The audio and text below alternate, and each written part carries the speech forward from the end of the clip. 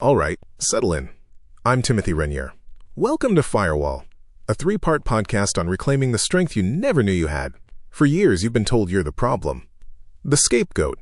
The emotional trash can. But what if I told you that label, the one they used to break you down, is actually a misdiagnosis of your greatest strength? Before we begin, I want you to reframe that residue you're carrying. That isn't just damage. It's data. It's the evidence of a sensitivity they exploited, a conscience they lacked, and an emotional radar they couldn't comprehend. After today, we're done seeing this through their broken lens. Look at the role you were forced to play. The scapegoat.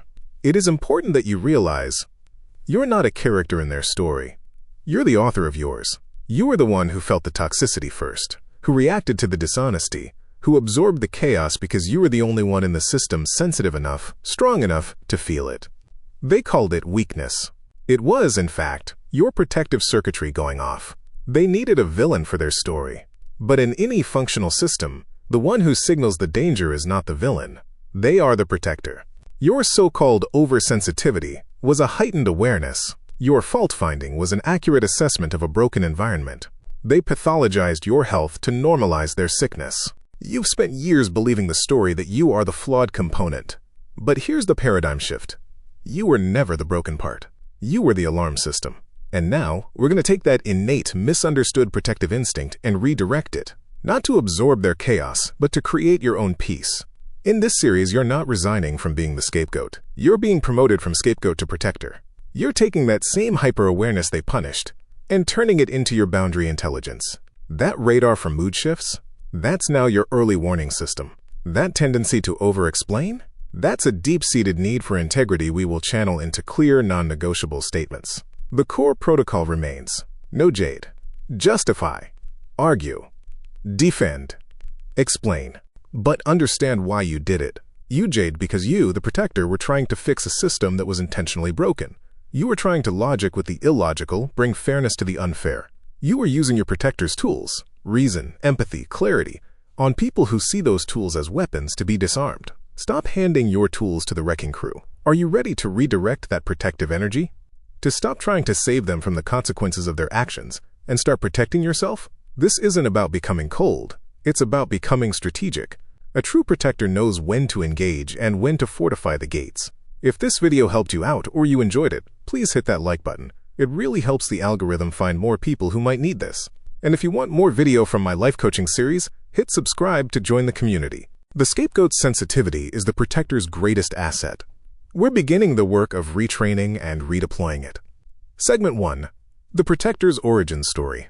You don't need to build a new personality. You need to reclaim and reframe the one you have. This isn't about becoming someone else.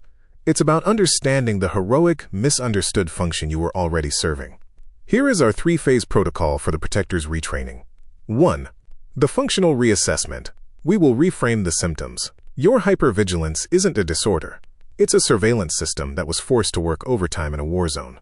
We're not pathologizing it. We're recalibrating it to scan for genuine threats to your peace, not their moods. 2. Boundary reclamation. I'm providing you with communication protocols that honor your protector's nature. You don't need to learn aggression. You need to learn how to stand your ground without offering your blueprint. A protector doesn't argue about why the wall is needed. They simply build it. 3. Energy redirection. We're taking the immense emotional labor you poured into managing their reality and redirecting it into building your own. Your energy is not an unlimited resource for others to drain. It is the power source for your own sanctuary. I've lived this. I was the problem child, the overly sensitive one. I now see that sensitivity was my protector mode. Activated in a context where it couldn't win, these patterns are not your flaw. They are a strength deployed in the wrong battle. The therapeutic goal is clear: to facilitate your transition from an unconscious protector, absorbing blame to maintain a fragile peace, to a conscious protector, using your awareness to build an authentic, secure life. Let's reframe the experience. You weren't a supporting actor. You were the lead in a tragedy written by someone else. The narcissistic parent isn't the center of the universe.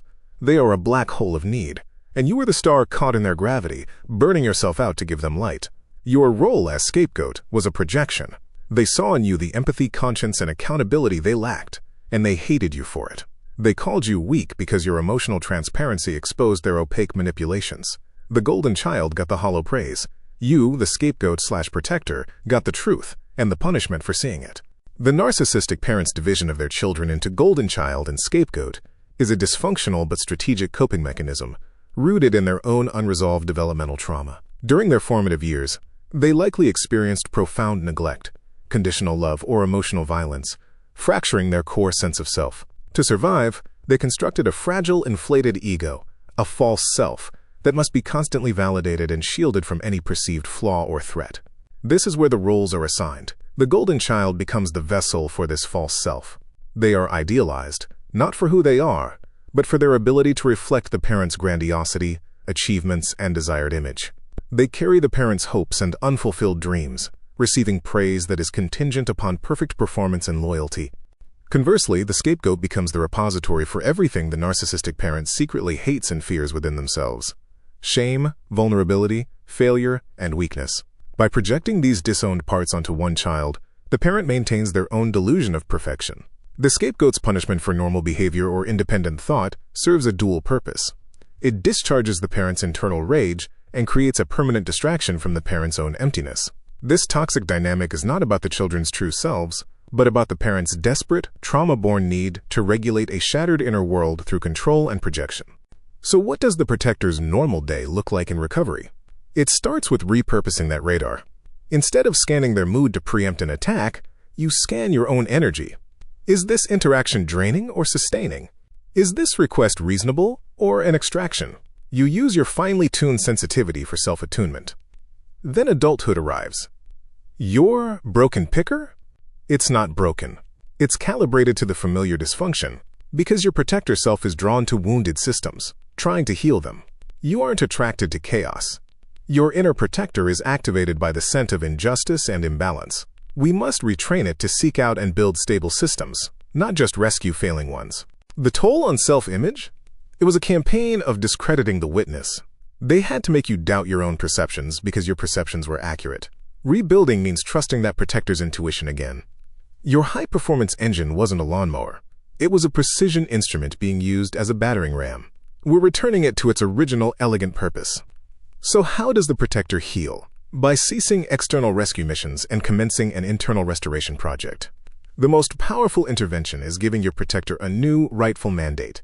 Protect the inner sanctum. Your empathy, reason, and deep care are not liabilities. They are the qualities of a great guardian. When the thing being guarded is you, ready to build your unbreakable boundaries, dive into the gripping world of our 3-part podcast series, inspired by the acclaimed book Firewall. Experience the raw emotional journey of characters who, much like you might have, must build digital and emotional barricades to survive a narcissistic parent's manipulation. One haunting passage from the book, where the protagonist decodes a parent's poisonous praise, comes vividly to life in the audio. This is your story. This is your reclaiming. The podcast reveals the core mission of Firewall: to arm you with the courage to build boundaries, shield your peace, and take back the narrative of your own life. Don't just listen to the story, own the journey. Get the full, powerful novel that started it all. You can purchase Firewall on Amazon now and begin building your own fortress. Find it quickly on Amazon by searching for the keyword Firewall in the books section, or searching for my last name, Ren-Yer. Segment 2. The Protector's New Mandate. This is why the Protector's old tools fail here. Your desire to explain, to create understanding, and justify, to establish fairness are noble Protector instincts. But using them on a manipulative person is like a doctor trying to heal a patient who enjoys being sick. They don't want resolution. They want the drama that fuels them. The term JADE is a helpful way to learn how most people deal with narcissists. J is for justifying is trying to make them see reason. They operate outside of it. A is for arguing is trying to win them over with facts. They deal in narratives. D is for defending is accepting their false authority as judge. You are the authority on you. E is for explaining is trying to build a bridge of understanding. They live on an island. When you JADE, you are sending yourself out on a doomed diplomatic mission. The new mandate is fortification, not negotiation. Segment 3. Identifying the true threat. The behavior you faced was a systemic attack on the protector. Blame shifting was their tactic to disable your most powerful weapon, your moral compass and your accurate perception of reality. By making you the source of all problems, they neutralized the one person who could correctly identify them as the source. Recognizing this isn't just insight, It's reinstating your protector's license to assess threat accurately. And gaslighting? That was the direct assault on your protector's core tool, your perception. It was an attempt to corrupt your internal data, to make you distrust your own early warning system. Labeling it gaslighting is like running a diagnostic and finding the virus. It's not that you're malfunctioning. It's that you were under a sophisticated attack designed to make you think you were. That's the moment of reclaiming your role. You are not the problem, your system. You are its only functional component, and they tried to debug you. Stop trying to fix their code. Focus on running your own secure program. Closing. Let's pause for integration. Feel the shift in identity. You are not discarding the scapegoat. You are decoding it. You are recognizing that the traits they punished were the very traits a healthy system would value. Honesty, empathy, accountability, sensitivity. You have begun the transition from an unconscious protector, taking the blame to keep the peace, to a conscious protector, seeing the blame as false data and creating real peace. So the central question for the protector is this: can you commit to the No-JADE protocol? Can you give your inner guardian a new standing order? Do not engage in doomed diplomacy. Your role is boundary maintenance and internal security. Reframe it. When you jade, you are ordering your protector to leave the secure gates unattended to go reason with the arsonist. Are you ready to post your guardian at the gate with one instruction? Observe.